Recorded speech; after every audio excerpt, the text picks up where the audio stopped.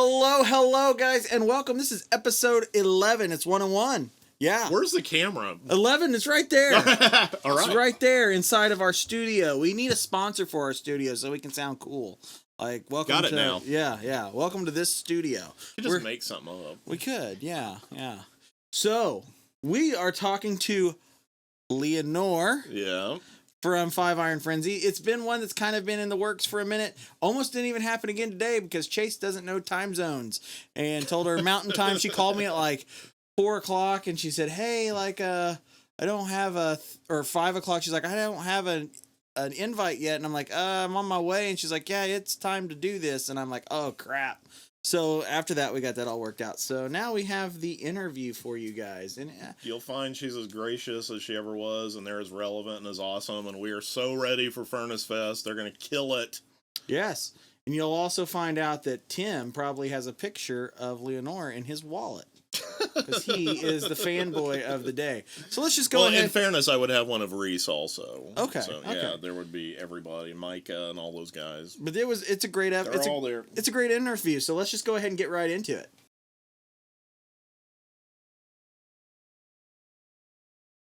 Oh my gosh, you guys, we're here with Leanore from the legendary 5 Iron Frenzy, who a word that's followed them around the entire time is relevant, and they are still as relevant as they ever were, and they're getting ready to be relevant at Furnace Fest 2022.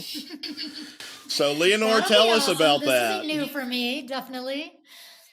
Well, tell us about it. So, what are we to expect? We've never played it before.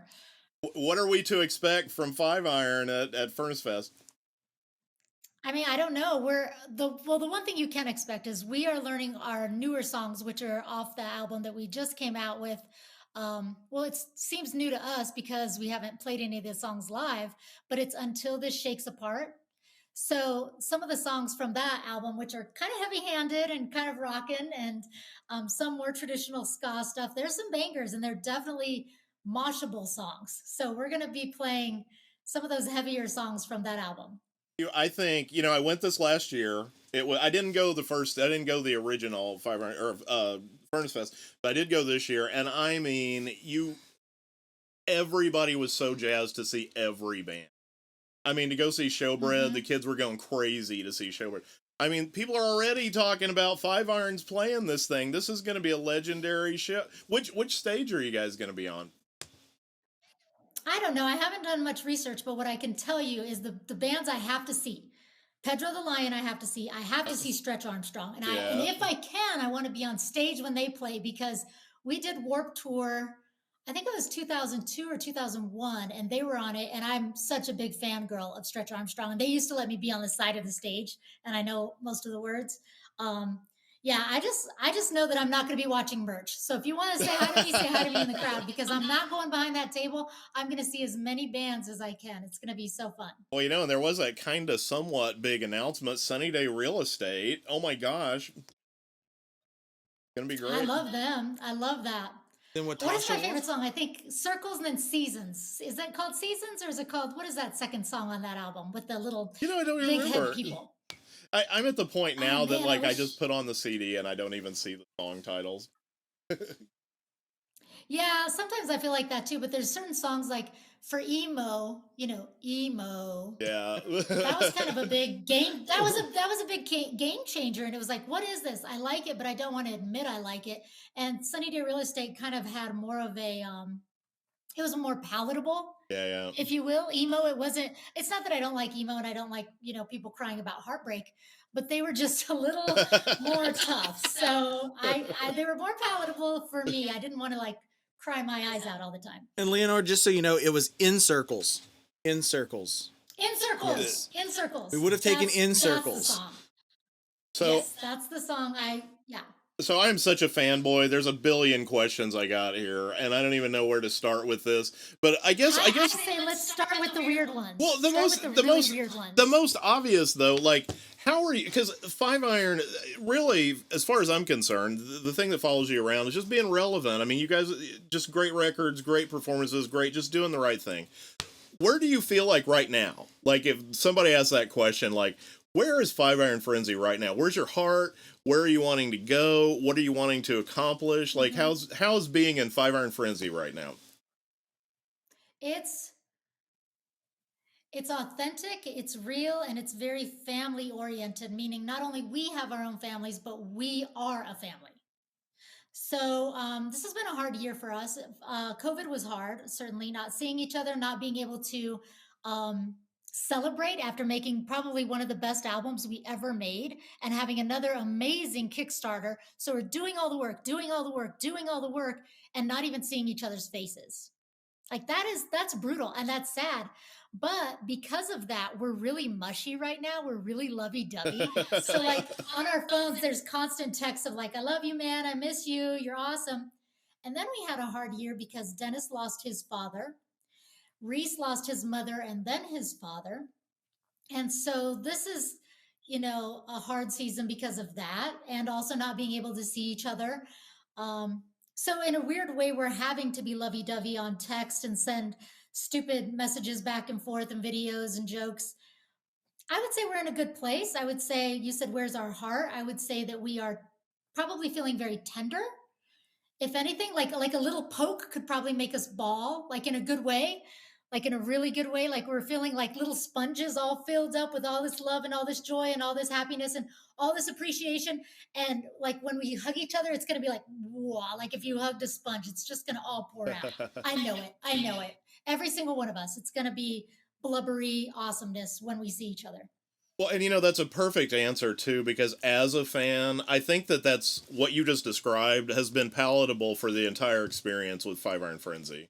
I really do feel like, and I've been in the scene for a long time, and like, people love certain bands, but I mean, I just feel like the way that people loved and love Five Iron Frenzy, it's really pretty family and symbiotic, and everything that you just said, I think is palatable for the people. I do too. It's weird because our fan base is different than any other fan base that I've ever come across, where if you say you like Five Iron Frenzy, right or wrong, we can assume some things about you. Especially like you dudes, like you guys kind of look tough, kind of have a little bit of gray in your hair, tattoos, cool. And I'm covering it up here. Like the cool kids at the show, they still will admit they like Five Iron. There's some ska bands they won't admit they liked because they're the cool kids. But I can go up to like the toughest bro at a show and he's like giggly and he's like, I'm a big Five Iron fan. And the little boy will come out, It's pretty funny. Absolutely. And again, it's just always been that way with you guys. It's just so authentic. I mean, I remember my buddy promoted the Ska Mania tour that was at the Brady in Tulsa.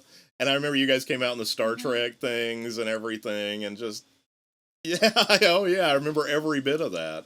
I just think that, I just want to commend you guys for just doing it right on every level. For being honest and transparent. We don't do everything right. It looks like it from out here. I mean, it works, yeah. Yeah, no, I think it works. Yeah, so you want to hear some things we do wrong? Sure. Sure, why not? Okay, so one thing that is really hard. We cannot keep a manager because there's 8 of us and all 8 of us have a different job in our band. We have someone who does the money, someone who does the merch, someone who does the interviews, someone who does the online store. We have someone who does the, and this is all band members, someone who, plugs in all the cables on stage, someone who does the most of the writing and some of the producing. We have everything we need. So every time we get a manager, they're twiddling their thumbs and annoyed that we don't give them answers. And then when we do give them an answer, we're like, but we can take care of that. We know how to do it. And so it's like, it's kind of cocky and audacious to be like, we just can't keep a manager. We struggle to keep booking agents happy because there's so many of us, so many opinions. We will not get booked in like Japan or Europe because there's 8 of us with 8 spouses and different points of view. And that's a nightmare. Like, logistics are really hard when it comes to an 8-piece band, plus a sound person, plus, if we add a merch person or a spouse or 2, it's chaos. Well, I will commend you on this. That's not palatable from the outside. No, if that's a problem, it's not. I don't think anybody's has noticed that. Now, wait a second. These guys and the managers is not. I don't know. I mean, it's not like that. I mean, you guys.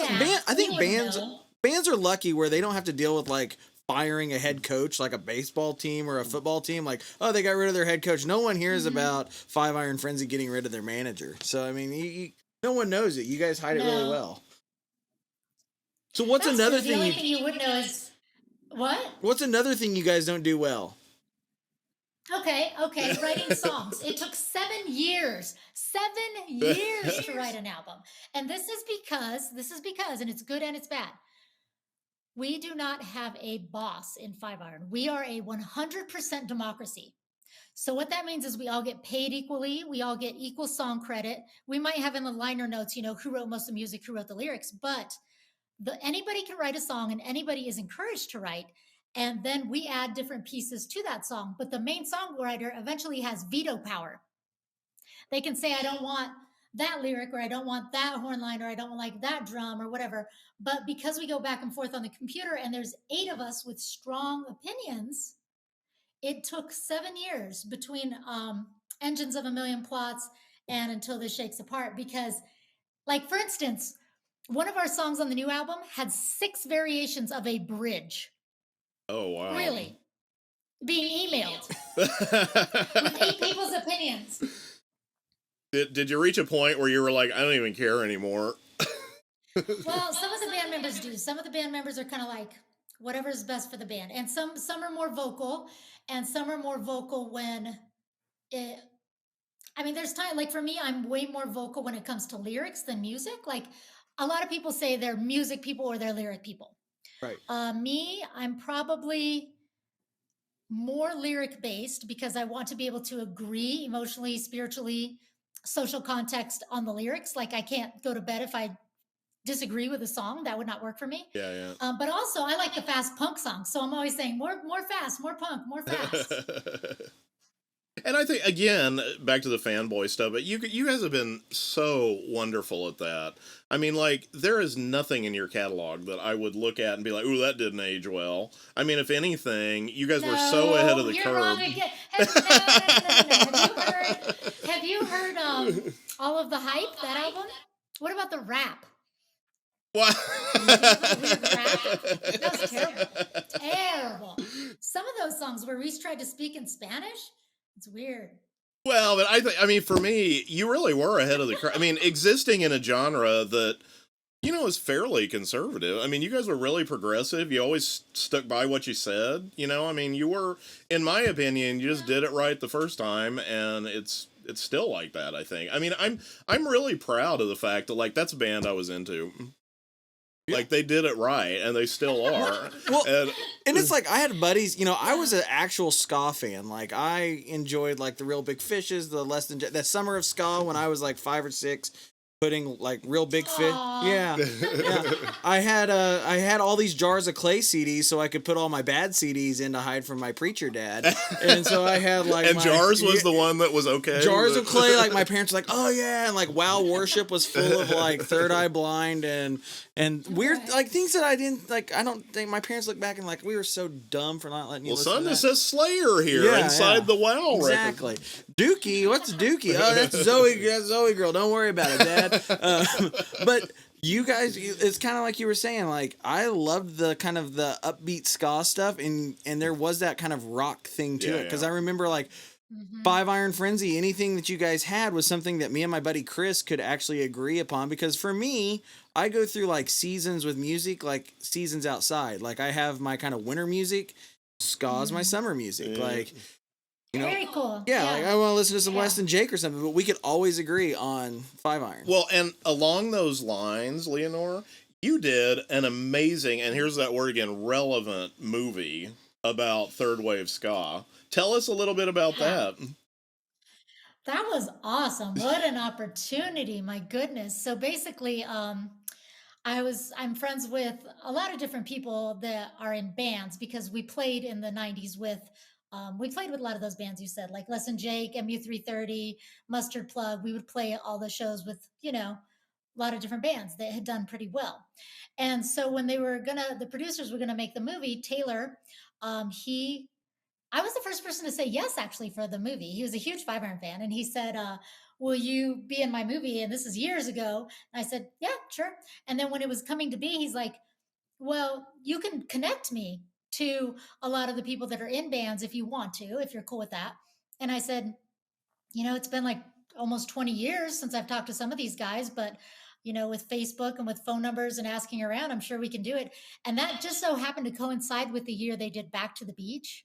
Yeah. And so a lot of bands were playing. So I Facebooked them. And basically what Taylor did is he rented this really nice Airbnb right on the beach, right by the festival.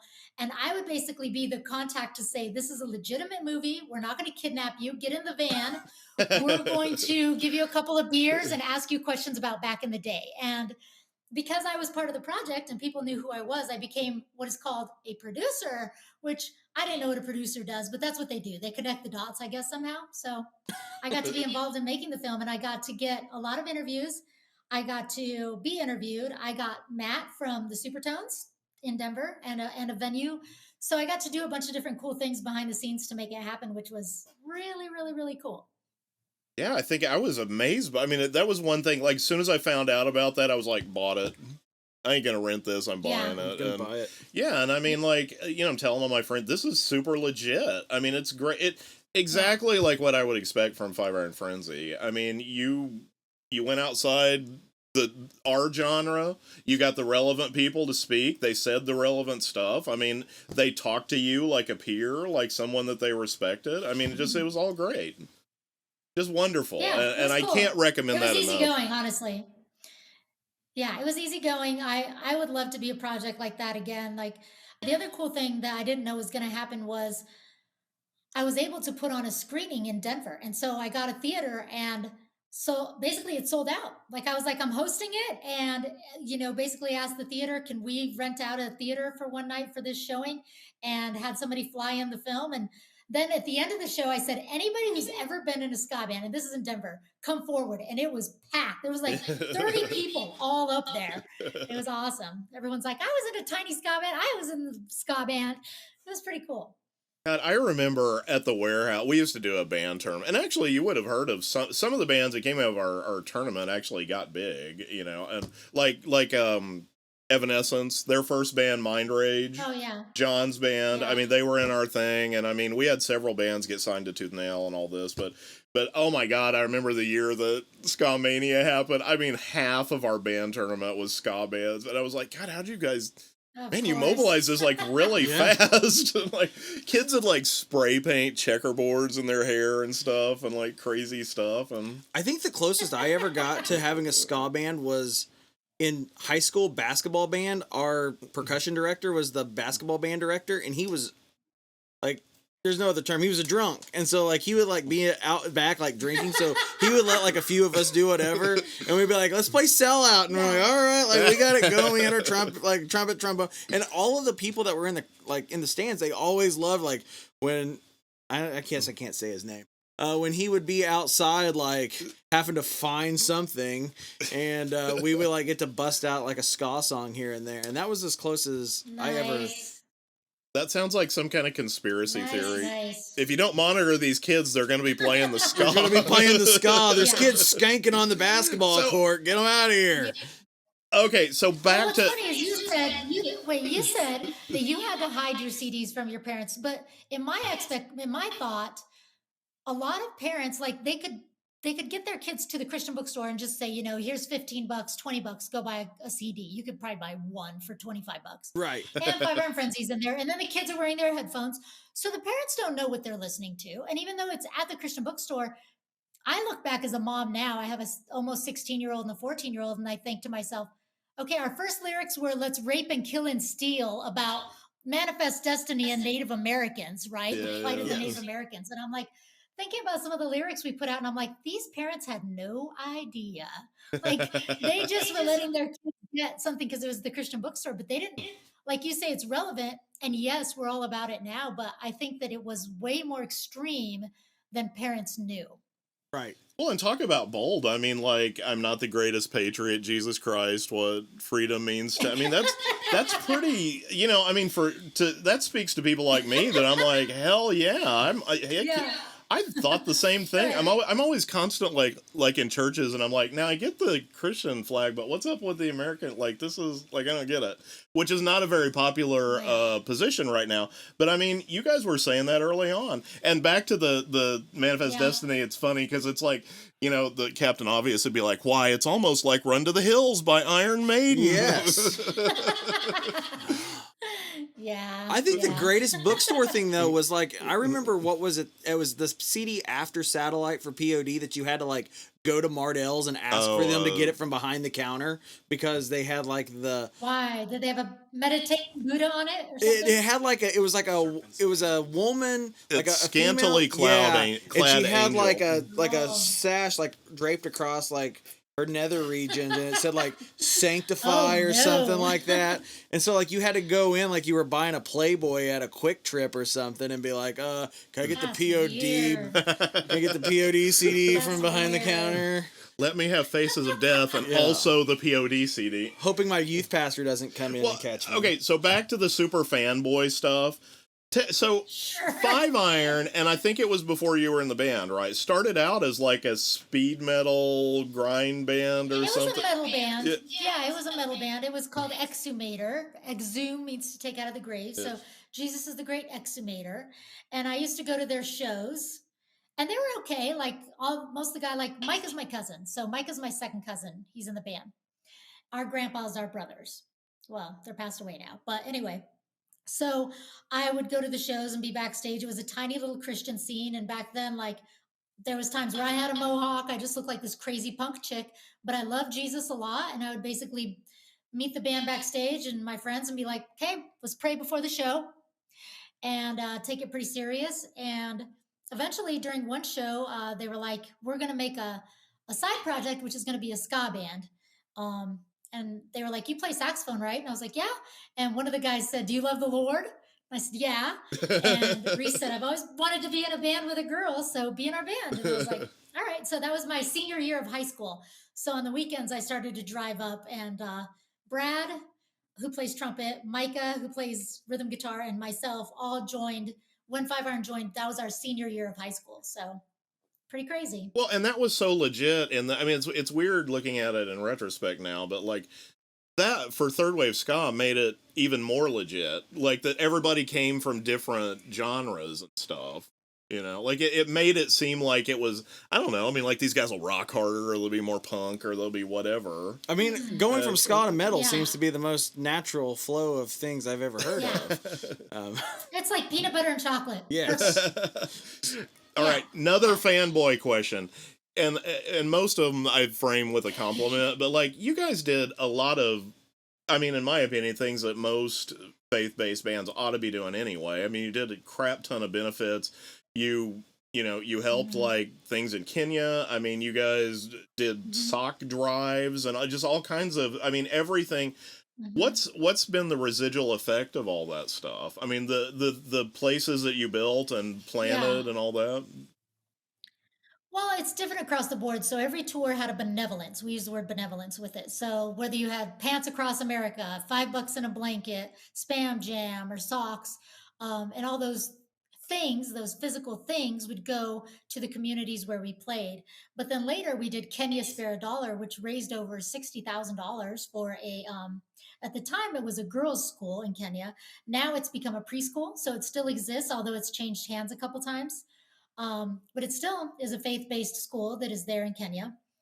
But more importantly, I think more importantly, what it did is it helped make us think outside the box as far as what your influence can do. Like, for instance, I work for a ministry, and I've worked at a church that we started called Scum of the Earth. And for 18 years now, maybe even more, I've been raising support for my job. So this isn't me doing an ask or anything, but this is just me saying, like, seriously, like, I live off of others' benevolence. I believe that this is my calling, this is my job. And so a ton of people give like $20 a month, $25 a month, some get a little bit more, so that I don't have to rely on those that I serve to pay me. So I do premarital counseling or speak at churches or do different things. But essentially, I feel strongly like the body should be providing for those that can't give. and my services are what I can give. And I ask people, and if they can, they happily give to me. And it goes, obviously through an accountability system, but still, that's pretty cool. Pretty cool way to think about life. I think it's a wonderful footprint you guys have left, and I mean, if not even for the good that they directly do, I mean, like the influence Mm-hmm. that you've had. I mean, I really hope that speaks to other faith-based bands and organizations that, like, it's not all about Mm-hmm. having a ginormous light bright behind us while we're doing this. I mean, sometimes it's cooler to feed some people that's hungry and Mm-hmm. stuff like that. But flamethrowers are Mm-hmm. always important, Tim. I don't Flamethrowers need. are always in style. I don't need it. I don't need a big light up thing with visuals. I just need my flamethrowers. So Yeah. I find it interesting that you guys were a side project to a metal band. You said it took you 7 years to write your last with album. your Deftones shirt. Yes, yes. So what about your side project? You've had a side project over the past couple of years, Yes. right? And that was way different. It was how it happened, to be honest, is a little I guess I'll say, what's the word when things are can be make somebody angry? Controversial, we'll say. It's controversial. Yeah. So basically what happens is Scott Kerr, who writes songs in Five Iron Frenzy, writes so many songs. Prolific. So many songs, so many songs, so many songs. To where after Engine of a Million Plots came out, he was just throwing more. Very basic on the guitar, just ideas, right? Like, which do you like? Which are we going to work on and add horns, add lyrics, make them into Five Iron songs? And it was hard to get an answer from everybody because everybody's busy. And a lot of them just didn't get answered to. And then eventually Reese did respond to some of them, but some he wrote rad and some he wrote not rad. Okay, so and that just happens. There's some that aren't just don't catch your eye, and there's a lot of songs. And so one day, years later, like this is years later, these songs had sat in like a Dropbox folder, right? For years. And they're good. And I just happened to have my phone and I had a voice memo thing. And I would play on my laptop the song and then I would sing lyrics over it, just gibberish, right? And basically, what I was doing was trying to see if I could get melody ideas that maybe I could share with Reese that would make him excited about some of these songs. Because I've done that before. I've written Five Iron songs and melodies like All That Is Good, Cannonball, Something Like Laughter. I've written a lot of Five Iron songs. So I was doing that. Sent them to Scott. And by the end of that day, writing so many songs back and forth, and he was like at work, but he was responding. He's like, "You can sing, come over and let's do this." And I was like, "Do what?" And he's like, "Well, let's see what could happen." So we changed them and we morphed them and we took the not rad songs and made a synth pop album. And the band is called The Fast Feeling. Well, and Brave Saint Saturn kind of synthy too. I mean, you guys just have your fingers in a lot of stuff that's great. I got to hear this. I haven't heard this yet. So we went from metal to ska to synth pop. I'm anxious now. I listened to some of it the other day when we had talked kind of about like things that you wanted to make sure that we like just kind of getting some pre ideas on this interview and and she was just like, I got this synth pop thing, and I was like, all right, let's check this out. Yeah. So yeah. Did he tell you we're getting ready to interview Ronnie Martin from Joy Electric? Oh, cool. Speaking of synth pop. Yeah. He's got a new Christmas record. Oh, really? Yeah, they got a new Christmas record coming out. Very But what? cool. Sorry, I interrupted you. Back in the day with Ronnie Martin. No, it's okay. I was just going to say, like, my background. So I got into punk, but I also had my junior high new wave years. Oh, yeah, I was a new waver. And so, like, The Cure, Depeche Mode, Susie and the Banshees, Bauhaus, all that stuff. So for me, when we were doing this music, it's also kind of got Berlin kind of vibe, kind of Blondie kind of vibe. Like, nice, yes. And also, like, Scott really likes Metric, so it kind of... I love and then them. Scott continued on with the project. So in The Fast Feeling, it's Scott, and then on drums is Andy Verdecchio from Five Iron Frenzy, and then also a guy named Matt Langston, who's in 11D7. Okay. Yeah. And so Scott kept it going, but I'm not in it now. Scott's doing another album with a new band called Fantasy League. So it's also similar, but it's Scott singing over more... I guess I would call it synth pop also. He's got a cool style. It's kind of like background music for Stranger Things. You know what I Yeah, mean? okay, okay. Like that kind of vibe. It's really, really, really good. You know, it's funny you mentioned that. I've been going through kind of a new wave thing, and there was so many cool girl-fronted bands there that was just really kind of there Hmm. and I mean, Quarter Flash and Romeo Void, and stuff like that. And everybody always thinks like the Go Hmm. Go's and what like Berlin and stuff Yeah. like that. But there really was a Right. lot of really cool stuff happening that was interesting and different Hmm. genres and all that kind of stuff. Yeah. Yep. All right, I got another fanboy question here. Here we go. It's the fanboy edition. All right, Okay. you probably hear stuff like this all the time, but like I was brought up, I literally grew up next door to the church, and I always joke that like it didn't. Okay. Yeah, I always joke that it didn't take the first time. Like I just wasn't. I saw what they had to offer, and I Okay. wasn't interested, and blah blah. But when I came back, when I got serious about it and got back into the scene, literally the first record or the first CD I bought was the 5 Minute Walk Part 2 sampler that you guys were on. Okay. And I mean, I knew every Yeah. groove on that with Dime Store Prophets and Black Eyed Siva and all that kind of Hmm. stuff. And you guys, Hmm. what? I mean, you were definitely a big fish in the 5 Minute Walk pond. What was it like being on 5 Minute Walk and those early, Oh, the other yeah. bands that was on it? Yeah.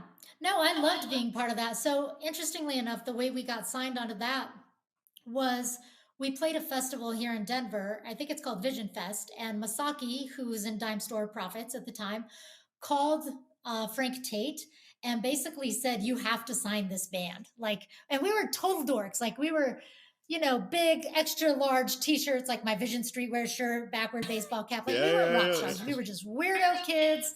And our whole group of friends would come along to the shows, right? So we came with a crowd, which also made us look cool, but also we were just hysterical. We were just crazy. Um, so anyway, Frank called our pastor and was like, "Are these guys legit?" And our pastor gave us a good recommendation spiritually. And Saki had given us a good recommendation musically. And so Frank basically from 5 Minute Walk signed us sight unseen and flew us out to California to play a big show. And all of a sudden the crowd is going nuts and then moshing and he's watching us and like we're playing Cool Enough for You, just la la la la la la la la, just going nuts. And you can just see his face on the side like, what have I done? I usually only have college rock bands. So we didn't feel like a big fish at all when we started because like I told you, I was young. I was like maybe 19 at this time when we got signed. And a lot of the other bands and a lot of the other people were older. Yeah. So in a lot of ways, a lot of those people, Justin McRoberts, Black Eyed Siva, the wives in other bands, Frank's wife, they pretty much mentored me. Sherry Yeah. Youngward. They took us under their wings spiritually. We'd go on retreats, and we were just these young punk rock kids that were like, I didn't know much about Jesus, to be honest. I loved him, but I didn't know a lot about theology. I didn't know a lot about discernment, certain things, the pressures of being put on a pedestal, all these things. So even the benevolence piece, like they taught us that. They had an orphanage in Mexico, in fact, that we would, those samplers, all the money went to the orphanages in Mexico, and then we'd get to go visit them. So yeah, it was pretty cool for us to be a part of that spiritual group of men and women. It was very legit. It's funny you said that about like the college rock because it was funny because that was the first CD I bought, but like, the shows I was going to, the first legit Christian show I saw was this band called Living Sacrifice, and they had this band called POD and this band called POD opening for them. And so I was seeing like, Stavesacre, 90 Pound Wuss and all this kind of stuff. But really liking the 5 Minute Walk stuff. And I went to I think it was what was it called? Like something for coats for people or something like that. Like you had to bring a jacket. Oh yeah. And it was I can't remember what that one was called, but it was the big 5 Minute Walk one. Yeah, it was Drive, Black Eyed Siva, and Dime Store Prophets, I think. And I mean no disrespect to these guys at all, but I remember being very surprised that like it was really pretty subdued. I mean, they were especially Drive. Yes. They were a lot more kind of not even REM-ish. I mean, like kind of Counting Crows or something, and like I just remember being like, wow, this isn't as heavy as I thought it was going to be. Yeah, so we played a show with Drive, and my favorite memory is we played Alaska. We got to play Alaska with a lot of these bands. And think of this. So we're playing Alaska, and we're on an outdoor stage, but it is not going to become night. So you don't need any lights, and the sun is setting in every direction. and they're playing a song Oh about the wow. Lord, and you see sunset all around. It's just surreal, Was it so beautiful. Rain? That is still my jam. I That was still the put that. song. Yeah, that was the I song. And I still think put that that on song too had, mixtapes. yeah, yeah, it was rain down on me. Yep. Mm-hmm. I Keep no going. joke. Like half of that mixtape, I still put on mixtapes. Ryan's Yeah. Driveway, all that. I mean, I still love that stuff. But anyway, but yes. All right, continue with the questions that you prepared. Hey, I mean, this is going in a great direction. My biggest question now, and my main concern for Five Iron Frenzy fans, am I gonna have to Oh wait? no, Am I concern. am I gonna have to wait till I'm 40 years old to get another Five Iron album? I don't know. How old are you now? I'm 33. I'm giving you. Like, am I gonna wait another Maybe, 7? No, maybe. maybe. So Honestly, you're probably gonna have to wait. So you're 33. yes, Maybe 2 more years. Yeah, because Two we mo- haven't started. We haven't started working on right. anything now, so we can't just go in the studio. And also, not only that, we need a chance to play these new songs and get their opinion. They need to get their lives. That sounds weird, but when you play a song live, it gets a life. Like Oh Canada, in a recording, you hear Oh Canada, fine. You hear Oh Canada on a recording, I've heard it. But when you see it live, it's a whole new song. Or like Blue Comb, you know that's going to be like waltzy and then moshy, right? Right. Yeah.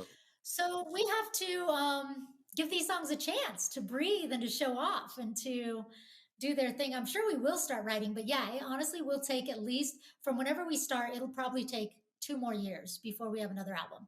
But So here's the does weird thing, right? So like a lot of bands are being crybabies during COVID because they're like, oh, we haven't played a show in 2 years. Oh my gosh. People forget we took 9 years off. yeah. 9 years. So for us, time is not a big concern. It's kind of like, yeah, we'll get to it when we get to it. A couple of us are in our 50s now. Like I'm going to be 46 this year. And yes, I will be in Five Iron when I'm on menopause. So time is not messing with me here. I got time. So there'll be interesting lyrics. Yes. It'll be great. Yeah. It's gonna be all over the place. Geriatric rock stars. Well, and what's you know your band obviously, but like I mean I would assume doing something like Furnace Fest, I would think that would fire the band up. I mean, is everybody going to be like on fire after that? Like, oh my God, let's go tour, let's do that. Well, no, okay. So here's the thing. Here's the reality. We'll be on fire, but the reality is people have careers now also. Right. So we have the band, but we have careers. So it's not like when the band was our career. We're not consecutive touring people. The last consecutive tour we did though was awesome. It was with Real Big Fish. It was the Don't Stop Skanking tour. Yeah. Yes. 2013. So that was our 22 days. And that was extreme. I had 2 little kids. My daughter was in kindergarten, and so her teacher had to do her hair in the morning. And that was new to have kids and go on a 22-day consecutive tour. We weren't used to that. What do your kids think of that Mom's a rock star? They think it's lame. So when people are like, yeah, do they call you like Kenny G, or like, I mean, like, is that like something that people like, you're the saxophone player, like people are like, No. yeah, my mom's this rock star, she plays saxophone, like Kenny G, or like how does that conversation go? I mean, yeah. So when they were really little, we got a call from my son's teacher and my daughter's teacher that together they were going to come to our house and do a house tour. And they don't usually do this, but they thought our kids were lying. Because they would say things like, because you see how I look, and I have like ripped up jeans and dyed hair all the time and tattoos, and they'd say, well, my mom is a pastor and a rock star, and she plays these shows, and my dad plays shows and does music too, and we go all over the country and all over the world on weekends and stuff, and they really thought that the kids were exaggerating. They couldn't picture the rock star life, but then the Christian life together. Yeah. That was pretty confusing, but they grew to love us and thought it was cool. And then my son had a teacher once where I went to his conferences, and the first thing he's getting all weird looking, and he's like, "Oh, my band covered dandelions when I was younger." My son. What are when you guys have done so much cool stuff, when you really look back retrospectively, what are the things? I mean, I'm sure Cornerstone shows, things of that nature. What are the things that really jumps out that like I can't believe I got to do X. Like what? Yeah. Go to New Zealand. Like when we were in New Zealand, we had this deal where we played for 3 weeks. We did shows all over, like this festival called Parachute Fest. We did secular shows. We were the host band for a church camp, which were terrible. So we did our songs, like flowery songs at a church camp. It was weird. But we were there for 3 weeks and we didn't get paid in money, but they paid in like places to stay on the beach, riding horses, kayaking, spelunking, like, and just hanging out with the coolest, most mellow people that love God that I'd ever met in my life. Like I'm still friends with them to this day. And I took my kids and my husband. We went there last year and also stayed for 3 weeks. And I got to see a lot of the families that we had met. And they're all a little bit older than me, but wow, it was so cool. So that's crazy, getting to go to New Zealand, getting to go to Europe with the band, and even just get your rail passes. And we went to Rome, we went to Paris, we went to London. Just being tourists with your best friends is so cool. I've never really experienced this, but I always heard that like the most badass you ever feel is carrying a guitar case or an instrument case of some point through an airport. Right. Yeah. So I'm sure doing that in Rome is probably pretty cool. Yeah, try this. How cool you feel when you walk into the Whiskey A Go-Go or one of those venues, the Roxy on Sunset Strip, and especially being a woman, and all the sound guys are like, "Oh, what do we have here?" And you were like, fun, Jim Morrison was right there. Oh man, I mean, the crew and all of them. Wow. Motley Crue? Yeah, way bigger I'm than saying Jim Morrison, you're saying Motley Crue. I mean, that's way more like, both are big. Both of those are big. Yeah. I couldn't say who's bigger. You know what though? I saw back in the day, I'm a little bit older than you, Leanore, and back in the day I saw them on the Girls tour, dude. Seriously. And I wanted to go. I remember when they first came out, they played with Ozzy Osbourne on the Bark at the Moon tour when they were on Shout at the Devil, and oh my God, my parents were praying for everyone's soul. I couldn't even suggest that. I think the last time I saw you guys, yeah, I think was it MXPX and I think Slick Shoes in Dallas. Yeah. I mean, those were some pretty fun dates. Like you guys seem to pull like you don't do a lot of shows and things like that, but when you guys decide to do one, you do it right. I mean, right. So there is no tour. One of the not touring like that, but one of the easiest groups for us to play with is MXPX because they share our booking person and a lot of the same people in the background. So it's so easy, it's seamless, and we've played so many shows with them now that we know kind of what to expect. There's a little bit of hanging out, but there's a lot of professionalism, and we know that they're going to give it 110. And I think it honestly pushes us to play our best and to be put on our best foot forward as far as musicians and also hanging out with fans. It's a great stage. It's a great backstage vibe. Like we're friends, we mix and match, and it's never like pretentious. Like when you play with certain bands and it's like, that's their green room and that's their green room. And we're not the mix. I don't like that. There's certain bands that I like, but you don't want to feel intimidated before a show. You should feel relaxed, right? Right. And one band that is really relaxing and fun that I would never know is Mephistopheles. They're supposed to be like this satanic ska band, right? But they're so chill. Like they're just like to hang out also. Super sweet guys, gentlemen. Well, it's kind of funny. I don't know if you've been following this, but like I don't remember where it was. It's someplace in the Deep South, and some church won some lawsuit that they wanted to get their flag put on the Capitol or something, and they won it. And they celebrated for about 2 days, and then the Church of Satan announced that they were filing the same lawsuit. And I had commented to my wife. Well, I'd commented to my wife. I was like, it's a sad state of affairs when the Church of Satan is the ones doing all the interesting stuff now. I'm like, I'd like to see how this is going to play out. This will be interesting. Right. Don't know. But as far as you said, what is one of the coolest things? Like, beyond cool. I want to say that it is God's gift to me, and is miraculous. The fact that I still get to do this with my best friends in the world, the fact that I get to be an aunt to all these beautiful children, the fact that even though we've had hard times, we've made each other cry, we've made each other mad, like we don't always agree on everything. It's like family in that you have to make up. Like you have to. You love this person so much that it's just not an option. Quitting is not an option. Like, or or letting them get away with crap. It's like that's not an option either. So we're gonna fix it. We're gonna fix it, and we're gonna move on. Like we're attached, and so I guess that's something that I think I'm the most proud of is that there's been times where I could quit, and there's been times where I could be a super jerk to other people or call out our stuff publicly. And those aren't going to be options. The option is fix it, be honest, share your stuff, look for accountability, and grow, and keep making music. Like because that at the end of the day, like I would love to do this. I'm not quitting. There's no way. I'm not quitting. I like this. You know, I wish I would have looked it up, and I was thinking about this when I was kind of preparing for this, but I'm sure you remember this, Leanore, when someone, you know, HM was pretty much the Bible of our kind of music when all this was going on, and when you guys broke up, like, the first time, somebody wrote this beautiful, eloquent letter about this is why Five Iron means something to people, and, I mean, right. I've got a whole box of those in my garage. I mean, I poured over that. That was, without question, the most heartfelt and meaningful thing I think I've ever read in that magazine, ever. Yeah. About you guys.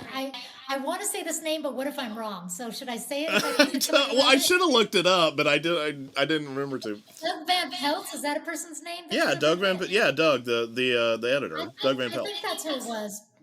Oh, it was so beautiful. It was beautiful. Yeah. I mean, I was like tearing up reading this, and like, you know, the rest of it was like the new Strong Arm review or something. Right. Well, I saw Me Without You the other day, and I went to their last show here in Denver. They're breaking up now, and just for 1 second, it was like a really tiny little blip, but I was like, bloop, like, oh my gosh, I know what this feels like, and I started to get like sad. Like, are you gonna cry? Like, I know it feels like I was kind of projecting a little bit too much, but they gave such a rocking show, and they weren't super emotional. I mean, it said farewell on the back, and it was fun, but I was thinking for myself, like when Five Iron's last show, if you ever saw that, there's a video of it. I'm just sobbing, like ugly cry. Like Reese has to put his arm around me. I'm just done. You know, Me Without You, what is it, the 27th, 26th. 26th. They're playing in Oklahoma City, their farewell tour on the 26th. So we've yet to. I'm going to see Five Iron Frenzy I'm going to see Further Seems Forever in Nashville, and Chase is going to the Me Without You show. I think we're going to try to hit the Me Without You show. So cool. Don't spoil us. Awesome. Don't spoil it and tell me where I'm going to cry. I'm going to make up my own time to cry. I don't know when you'll cry. Everybody cries at different parts. I didn't cry because I mean, like I said, they gave a great show. They were rocking out, but like, I don't know. If anyone's gonna cry, it would be like at a Five Iron show when Reese just does a big old speech of like, like that guy. He can make anybody cry. That's the thing about him. Like there are certain musicians that wear their heart on their sleeve, and he's not faking it. He really is that emotional. He really is that heartfelt. He really feels those things that he writes that deeply. It's not a game. Like it's not, I want to get accolades or I think people care about this. It's the real stuff for him. And so it can be a little tender. Like I said, it is tender and he is like a sponge at times. So I am concerned and I'm also excited for Furnace Fest. And I'm really hoping we get some shows before then so we can kind of get some of this emotionality out before Furnace Fest, but we'll see what happens. Come back to the Canes. Tim will book you in Bartlesville. Tim will book you in Bartlesville. No, hey, all kidding aside though, I know a guy that books at the Vanguard in Tulsa. It's not as big as the Canes, but I mean, we could probably. It's not that we can't get a show. Right. Just drive down. You know, I mean, we got time. We can get a show. It's not that. Well, we're anxious to come to it. Yes, so, we're ready. Okay. You know, back to Furnace Fest. Oh my God, I ugly cried. No, I lost count. Seriously. I mean, you know, you see Stavesacre and they're doing gold and silver for the first time in 20 years and stuff like that. I mean, it's really moving. You know, I mean, Zayo comes on and hits with Savannah, and I mean, like you said, Stretch Armstrong. I mean, Squad 5-0, Squad 5-0. Yes. Yeah, we had Jeff on here. Jeff was one of our first. Was one of our first people. So, I mean, it's going to be a lot of fun. So, well, again, a lot of ugly cry, and then Brian Gray's running around hugging people and stuff, and I mean, you just cry all over the place. It's ridiculous, and there's all these hardcore kids that don't get it, you know. Yeah. All the new age kids. I'm gonna say something weird. Okay. Yeah. This is really weird. Are you ready? Yep. Yes. At the Me Without You show, I was watching the show, and you've just named a lot of bands, right? Stave Zaker, Squad Yeah. 50, Zayo, Under Oath. Just name all these bands, right? All these Yeah. bands, all these bands. And I said this to my husband, and he thought I was insane. But it's something that I think that it's not that I wish this, but it's something I think. And I'm like, dude, my life would have been totally different if I was a dude. Oh yeah. And he's like, yeah. yeah, my life would be totally different if I was a woman. And Right. it is different though, because I can't explain it. It's like all those people are my friends, right? Like Brian Gray's my friend, Yeah. Jeff yeah. and John from Squad. All these people are my friends. But it's like I exist in this world, but I'm not one of them. And that's okay. That's okay. I'm very different. Like it's kind of like, you know, in Sesame Street where they'd sing like one of these things is not like Yeah, the yeah, other yeah, one. And they'd yeah. have all the boxes. I Yeah, just yeah. always just feel so different. Like we're all on the same level, but I do feel different sometimes. You know, like I know I fit here, but I'm very different. Well, you know, it's funny. You know, to a degree, it kind of makes me jealous, to be honest. I mean, because it's like when I think of it, it's like I've had a pretty easy go just because I'm a stupid guy. You know what I mean? Like honestly, people would. I used to date this girl that was a college tennis player, really good, and she talked to me one time. She was like, "Hey, let's go play tennis." I'm like, "Are you kidding? You're gonna kill me!" And she was like, "Oh no, I'll teach you. I'll teach you." So we go into the sports store, which was the enormo Walmart super center of sports things. And we go up, and the salesman comes up to me and goes, "Oh, you buying the girlfriend a racket?" And I was like, Yeah. "What?" And he said it again, and I was like, "She's a college player, dude. She'd wipe your ass across the court." And she's like, "Yeah." And I'm like, "Play her right now and bring your friends, seriously." But like, Yeah. I mean, it's almost like I feel kind of jealous of you because you've been so relevant and such a. I assure you, there are women that are doing things right now that's where it all began because you could do it because Jeff the Girl could do it and I'm gonna do it too. And hell yeah, and all that. Hell yeah. I mean, I think it's really relevant and cool, you know. Yeah, And I don't know. It's not that I want to be a dude. It's not that. It just makes me think sometimes, like I really don't. I like who I am and I like the place I've been given, but it almost sometimes there's like a big thing of mix and match, you know, and it's just it's not that I want to be in a super group either. I just sometimes wonder, like I wonder the legitimacy of writing songs or contributing. And I'm not going to say that the Five Iron guys aren't chivalrous and aren't like if I was a better musician, maybe then more of my stuff would get pushed through. That could be true too. But sometimes I just think that there is a difference in kind of what you're saying, like what we assume someone has to offer musically. well, and they assume it without even it's like it's beyond the discussion. It's like they just figure that, you know, like they don't even Yeah. argue it. They just think that oh, you're a girl, whatever, and it's ridiculous. Well, and Now, there's a now girl it's- there's a girl that like I work with, and she's into music and stuff like that. And I've been showing her some different bands, and like she's been showing me newer bands. And there's a lot of newer bands that have really tough names, and their music isn't tough at all, and I don't like that. And that's a whole other story. But she was like, "There's really not a lot of women in harder music," and I'm like, at this point, this is probably like the most that there are of women in harder music. She's like, I didn't know that this even existed, and I'm just like, okay, now that's where we're at now. Like I'm just shooting her a list of like, you know, she didn't yeah, realize like good. Butcher Babies and like Ginger and all these things existed, and so I'm like, yeah, maybe I ought to throw a Five Iron album out there. Here's a question. Here's a question pursuant to that. Did you gravitate to the other women that was in the scene? And I mean, you were mentioned Sherry Youngward, people like that. What did you gravitate towards that? That like, oh, I see you're a woman also. Yes. Yeah, I think so. I think when other women are on tour, we always kind of it's just a an unspoken like it's awesome to meet you, it's awesome to know you, it's awesome to kind of bitch and moan about the dudes and get our own space a little bit. And even sometimes some of the women would be in different positions. So Five Iron, for instance, on our last tour, we had a woman tour manager, and that was awesome. That was awesome because she was so good. Like she was in charge of the tour bus, where we go, where we're eating, what we're doing, all the details, getting paid, all that stuff. And so sometimes it's musicians, but sometimes it's behind the scene women too. And we just, yeah, always gravitate and hang out and have each other's backs for sure. You know, I remember one time, and it was ironically right when we had MXPX a bunch, and like it was right when Slowly Going the Way of the Buffalo, you know, when they basically made the jump to the thing, and their tour manager was a woman too, and I remember her husband like tour managed Rage Against the Machine who were peaking at the time, and you know I'm just like, and I'm like, oh my god, wow, tell me you're this, and you know I was like, and she was tough too. I remember she was like, we had some lights that was low over Yuri, and she was like, my baby's gonna hit his head on this. You got to move the. Yeah. And I was like, oh my god, the details. Can you call Rage Against the Machine, please? That'd be pretty cool. But anyway, we've taken up so much of your time, but no. Even extra because I don't know time zones, so I'm sorry about that. I know, I was ready. Do you see? I had my room nice and clean and vacuumed. I know. That's good, too. Yeah, and I'm just like, oh no, I'm trying to like go through my head. So I am sorry about that, but thank you so much for coming on. Yeah, thank you. And we want to, I'm sure there will be a fanboy moment at Furnace Fest, Yes. so keep doing all the awesome stuff. We will. Oh yeah, I will for sure. And thank you seriously, just for being relevant, for being a part of so many people's lives, being a part of my life. So many great shows, so many great experiences and all that. And just thank you. And continue it on into the sunset if you can.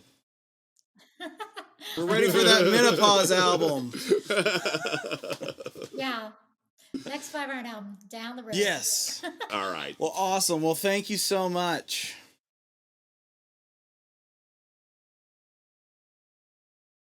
Leanore, thank you so much for having us. In fact, I liked the little part of the interview there where she talked about the Me Without You show kind of made her cry. Yeah. We're working on an episode to talk about the time that Me Without You made Tim cry from a Me Without You show. Everybody knows. It's all anybody wants to talk about. Hey, we've got to get the episode out. You know, actually, I'm kind of thankful that it wasn't now, because there'd probably have been a bunch of live stream of me blubbery, ugly crying in front of the warehouse. You would have been a Michael Jordan. They'd have been like, oh man, that's really sad. The Michael Jordan meme would have been Tim. No. It's probably worse. Yes. I mean, the glass case of emotion scene from Anchorman, it would have been that. Okay, yes. I can see that. So, I mean, we got a whole bunch of other stuff. We want to thank Leanore for coming back on. If there's bands that you guys want to see, if there's new bands, old bands, big bands, little bands that you think we should do, we are like the Guy Fieri for bands on diners, drive-ins, and dives. We'll take them all, and we will tell them how to do their jobs, just like Guy does. I think I'm Giada De Laurentiis. No, you'd be more of a Rachel Ray. Giada was... It's like mom jeans and stuff. Yes, like... Giada, though, was part of my college life because I sat around with a group of dudes and we watched Everyday Italian at like 3:30 in our dorm rooms. Well, I'm such a nerd. It's like I just liked it that her grandfather like produced like Conan and King Kong and all these really cool things, and that's why I thought it was cool. Yeah, no, she was. I mean, she was big time. She's hot too. She is, like, yeah. And the whole Bobby Flay thing that happened there. She can cook too. She can, but she doesn't eat her own food, and that bothers me. So, but this is way off topic. But thank you guys for joining us. Warehousepod.com once again, at warehousepod. You can find us anywhere on social. Talk to us. Let us know what you guys want to see, because we're coming up with ideas. But if you guys have other ideas, we want to see those too. Now I'm rethinking that whole Church of Satan. Anyway, we'll keep it in though. Yeah. So thanks, guys. We'll see you next time.